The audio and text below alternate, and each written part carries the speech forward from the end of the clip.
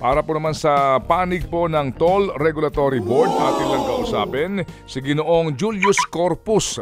Dito po sa kanila pong sinasabi na pagbibigay daw po ng rebate sa mga truckers na dadaan sa ating mga expressway kapag kayo po ay naghahatid ng mga produktong agrikultural. Magandang umaga po, Sir Julius.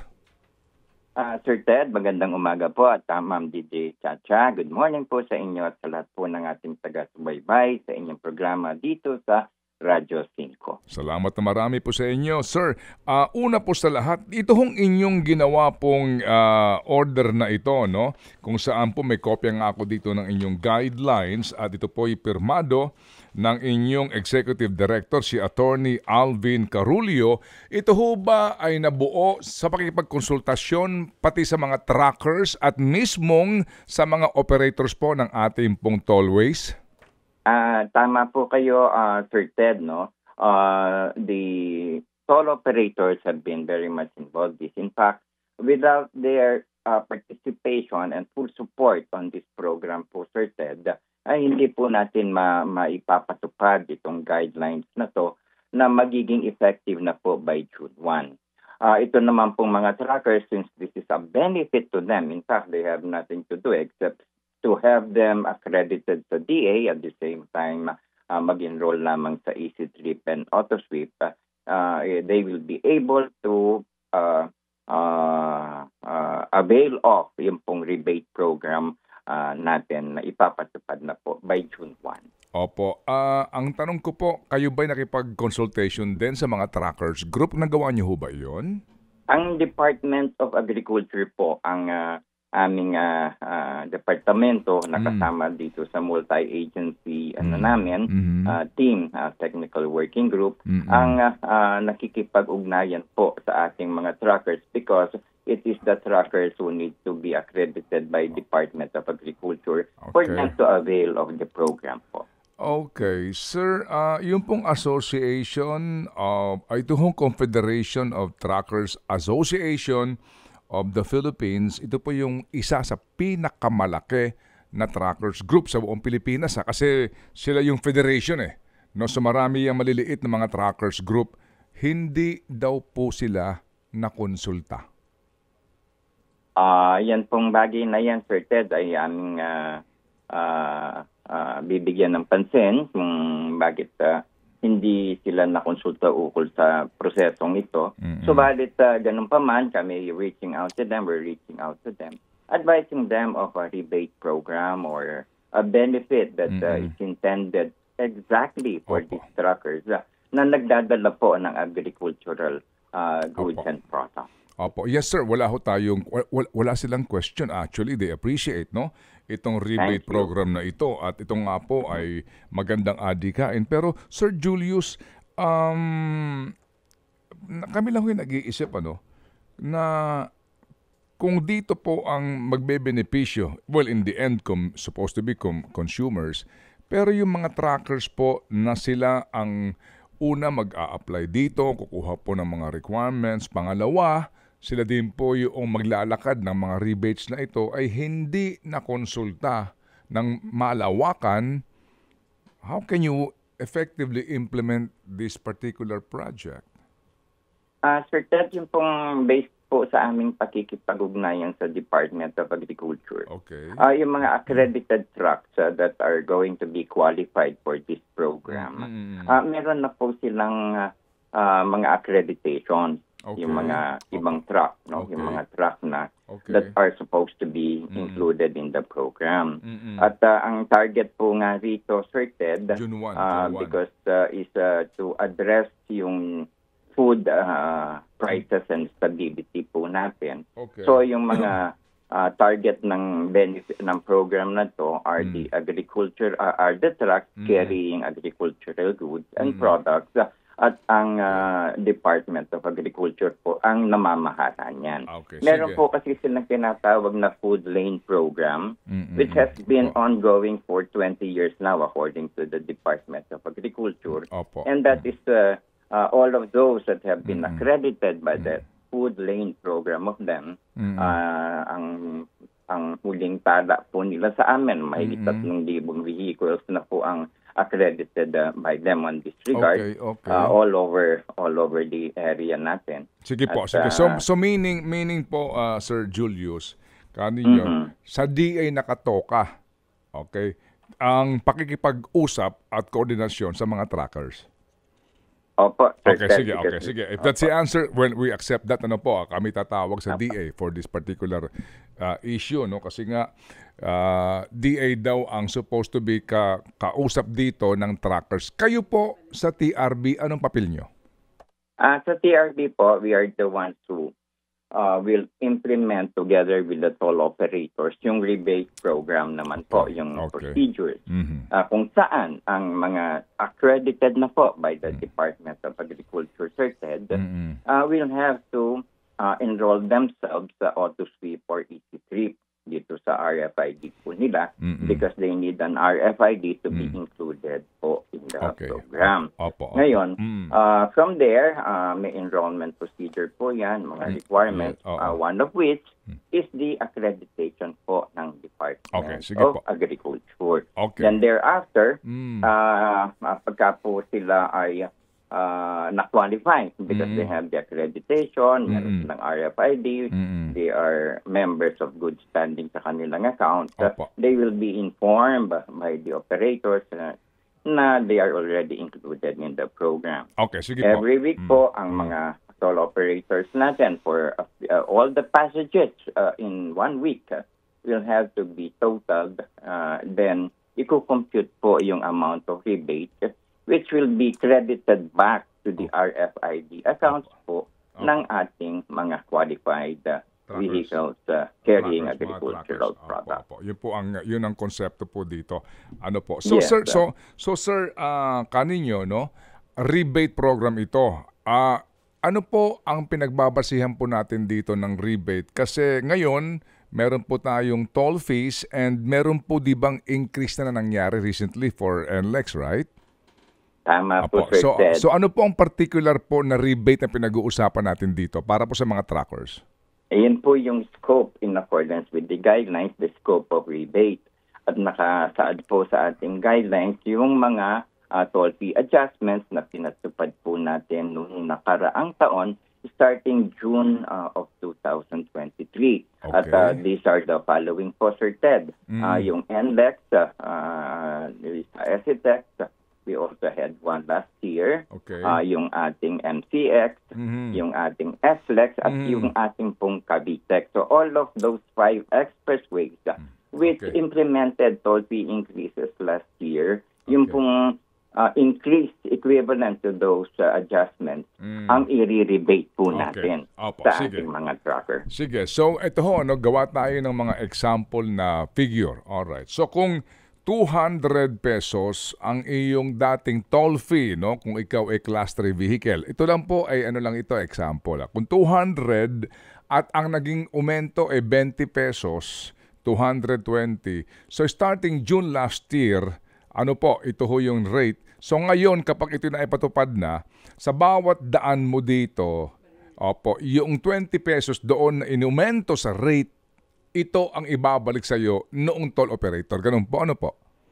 Opo. For every validated travel po niya for 1 week, isusuma total po yun at ibabalik within 3 days to the RFID holder. Sige. So, kumbaga po ay dapat kung kayo rehistrado, valid ang lahat, kayo naka-enroll, asahan mo na yung refund sa iyo ibabalik din doon sa iyong RFID load. Ano po? Tama po, Sir Ted. Sige. Very good. Very good. Ang tanong, technologically, nag-testing na ba kayo dito? Meron ba kayo ditong pilot study? Meaning na magpa-testing muna kayo kung technologically yung toll operator kaya niyang gawin yon na wala pong problema? Sir Ted, actually this is a pilot program po, no? So we will be implementing it at this time. Subalit yung pong mga rebate process na ganyan, yung mga because we have... Sir Julius, pwede pakisagot po yung tanong ko? Sir Ted, nag-pilot na ho ba kayo dito para malaman kung technologically, kaya po itong gawin ng ating pong toll operator at hindi po magkakaroon dito ng problema dahil baka mag-iba-iba ang kwentada? Sir Ted, actually, this has not been tested prior to implementation by June 1. Pakiulit po. It has not been tested po, no? Para bang to test kung tama yung kanilang computation or what dun sa kanilang rebate. So wala ho kayong ginawa munang testing, wala. As of now, I am not aware of that testing. Okay. But hindi naman po kasi mahirap because we have been attending to yung mga statements of accounts that have been nagkaroon ng mga problema dito sa ating mga motorists. Not only specifically on discount or rebate or what itong mga food trucks, etc. Yun lang po, kasi po ang concern lang ko kasi dito, Sir Julius, is that sabi nga po ng aming nakapanayan, wala akong question sagot sa adhikain po, we fully support it. Kasi ngayon po, alam naman natin na una, hindi pa tayo interoperable, di ba? One. Pangalawa, kadalasan sa pagdadaan mo sa mga toll booths, hindi binabasa yung RFID mo. Di ba? So hindi binabasa. Ilang beses na, with all due respect sa mga operators, hindi binabasa. So ano yon? Gagamit ka ng card mo. So hindi mo nakikita actually yung bawas sa iyo doon sa screen So ang atin lang po kasi nga dito, maganda ang programa pero yung usapin po ng technologically talaga bang pwede ito? Kasi kung ako yung magkekwentada at magkakaroon ako ng reklamo, i-rebate ko iba kulang, baka po, alam nyo na, baka in the end, magkaroon pa ho ng debate dito. Sabihin na, hindi naman totoo yan hindi nga kami mali nga ang siningil sa amin kasi hindi binabasa na naman tong RFID namin Yung po lamang pong ating concern, ginawan niya po ba ito ng study ng TRB? Sir Ted, on that matter po, yung mga issues regarding yung unreadable tags or hindi nababasa, that is being handled on a separate program po natin. At ongoing po ang pagkukumpuni, pag-aayos and improvements ng mga tinatawag nating flaws and defects of the system. But we are glad to advise the motoring public that this is not the general situation anymore. Mas kukonti na po ang mga ganyang mga pangyayari. On the other hand, on the other side, yung tungkol dun sa yung po bang statement or yung rebate statement or program or yung calculation there, will it still be reliable? Yung pong information, kung kahit hindi ko naman nabasa yung card ninyo or yung sticker ninyo, does not necessarily mean hindi nag-register po yan. It may only be at the toll lane. It may only be on the toll lane. But as far as yung registering, yung ikaw ba dumaan doon, pumasok doon, or lumabas doon, pasok po yan sa sistema and that can be taken to validate ito pong mga travel na to. Sige po. Yun lang pong aming pong concern dito. Yun din po ang concern din po ng aming mga nakausap kanina. Ito nga pong yung technical issues dito po sa rebate system na ito. And then, doon po sa usapin po ng accreditation, DA na po itong concern na ito. Sige po. So, June 1 po ito. Sige. June 1. And then, June 1, magkakaroon ba kayo dito ng after June 1 assessment o ano man po kung sakasakali man po na magkaroon ng mga para ma-improve pa po natin to? Tama po, Sir Ted. That is what I was about to say. Ito pong programang ito, being a pilot project, will have to be monitored pa rin po. So whatever improvements that we will see and defects that needs to be rectified during the implementation thereon, ay aayusin po natin. At we are taking note po itong mga concerns ng ating mga truckers on that part, na maaaring magka-problema o hindi accurate yung rebate that will be given back to them. This will be properly addressed po by the TRB together with the toll operators for them to get what is really due to them. Yes, okay. Thank you. So, Opo. Sir Julius, kayo po, gaano ho kayo dalas dumaan sa expressway at saang expressway? Panorte po, kung minsan, pa-south din, kung minsan, Sir Ted. No? Gaano kadalas po? Gaano kadalas? In a month, mga twice or thrice in a month po. Twice or thrice a month? Opo, either north or south. Opo. Kayo ho ba nagkaroon din ng pagkakataon na hindi kayo binabasahan ng RFID? There were some, masasabi natin, there were some plazas wherein which I experienced po, tama po kayo. Na How often po ito? How often po nangyayari sa inyo? Kailan kayo huling dumaan, sir? Yung pong nagpunta ako rito sa NAIA X, there was one time na yung aking RFID hindi nabasa. But the rest of my passages, okay naman po. Sige. Okay. So, opo. Kasi ako sa huli kong daan, hindi na ako binasahan doon sa Balagtas, pagpasok. Paglabas ko, hindi rin ako binasahan. Pagdating ko doon sa may bandang Bukawi, hindi rin naman ako binasahan. Yun, alam niyo ho yun, parang ang inisip ko kung talagang gusto nilang mapaunlad at maayos ito. Bakit ganun? O bakit ganun na? Kasi kung kayo po hindi kayo binabasahan din, this must be something. Tagal na ho nito eh. Tagal na nitong RFID program, pero ano bang problema dito? Yung sticker doon sa kotse mo o yung reader? Kasi kung sa kotse mo ang problema, bakit minsan binabasa, bakit minsan hindi? Ano yan? Baka inaantok yung reader? Pagod? O kaya may sumpong? O... Actually, kami po yung humihingi ng paumanhin sa inyo, particularly. Because you're experiencing yung flaws and defects of what we may probably say, the system itself or the hardware that is installed in the area that you are traversing, particularly sa North Coast. Saka sa South din. Sa South din, sir. Pati po sa South, no? Dito sa Carmona, dito pag galing ka ng Carmona, papunta ka ng Norte, ganun din, no? So, opo. Mabuti ho naman at nakangiti yung teller, kaya kahit papaano naiib siya ng iyong pagkainis. Nakangiti naman yung teller. Pero kapag ang teller po madaling araw, tingin sa istorbo ka pa, yun ang nakakadagdag. Opo.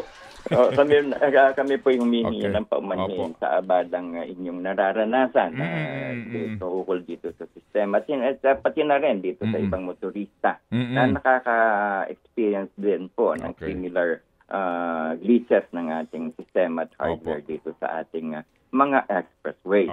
Subalit, Sir Ted, patuloy po ang pag-ayos ng mga yan together with the toll operators at yan po ang hangarin nga nitong dalawang programs natin yung cashless and contactless. At the same time, yung interoperability, which is now ongoing and particularly and primarily to address all of these flaws in the system. Nang sa ganon, when it is fully implemented, ay hindi po tayo magkaroon ng problema. So ongoing po ang mga efforts natin, Sir Ted. It may be hindi na ayos as fast as everyone else expected. Sir Julius, salamat po na marami kasi po tingnan niyo ho yung inyong yung inyong diary. Kailan ba tayo huli nag-usap? nung huli tayo nag-usap, yan pa rin sinasabi ko sa inyo. Ngayon, yan pa rin sagot nyo sa akin Hindi ba? I mean, with all due respect, di ba, Sir Julius, tignan po ninyo. Kailan tayo huli nag-usap? Last year. Last year po ba? Yes. Kaya nga So last year po, yan na po pinag-uusapan natin. Ngayon po, yan pa rin po sagot nyo. Mabutit na papatawa ko itong si Sir Julius, Yeah. Opo. Sige, so Sir Julius, yun lang pong aming pong pakiusap po. Sana ang TRB ho dito, din po maging proactive din to remind itong ating mga concessionaires na pagbutihin po itong kanilang serbisyo. Ano po, Sir Julius? Opo, Sir Ted, kasama po namin kayo to remind and at the same time urge them to do what is best and as soon as possible i-correct itong mga deficiencies na to, nang sa ganun ay hindi na magkaroon pa ng mga reklamong nararanasan po natin at na tinatamasa ng ating mga motorista na bumibiyahe sa ating mga expressway. Opo. Salamat po na marami, sir. Thank you. Ted Filon at DJ Chacha. Ngayon, nasa Radyo 5, 92.3 News FM. Monday to Friday, 6 to 10 a.m.